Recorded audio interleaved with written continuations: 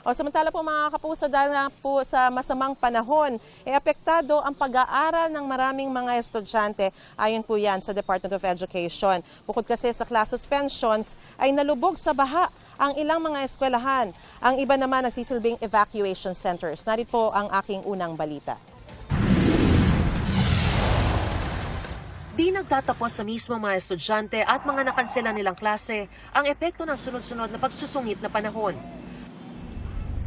Paano kung ang kanilang paaralan nalubog sa baha? 28 eskwelahan sa Malolos, Bulacan pa lang. Saan sila mag-aaral kung maski daan papasok ay baha tulad sa Calapan Oriental, Mindoro?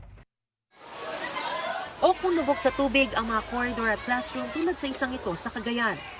O kung hindi nga binaha, may gumuho namang lupa tulad sa La Trinidad, Benguet. Ayon kay Department of Education Secretary Sonny Angara, nagsisikap pa rin magklase, hindi nga lang face-to-face. So, nag-develop tayo ng mga modality na pwedeng nasa bahay lang, pero may ongoing learning programs. Ang iba naman tulad nitong Santolan Elementary School, ginamit na evacuation center. Ilang araw tuloy suspendido ang face-to-face classes ng mga estudyante. Kaya hiling ng principal kay Angara na dumalaw rito, magkaroon ng hiwalay na evacuation center. Kung meron pong evacuation center po na dagdag, ang school po natin hindi po maaapektuhan. That's always the target to have face-to-face schooling. We'll need the help of DPWH siguro dyan dahil yung batas dyan is DPWH yung responsibility to build evacuation centers. 8,000 paaralan ang naapektuhan ng mga klase dahil sa mga suspensyon.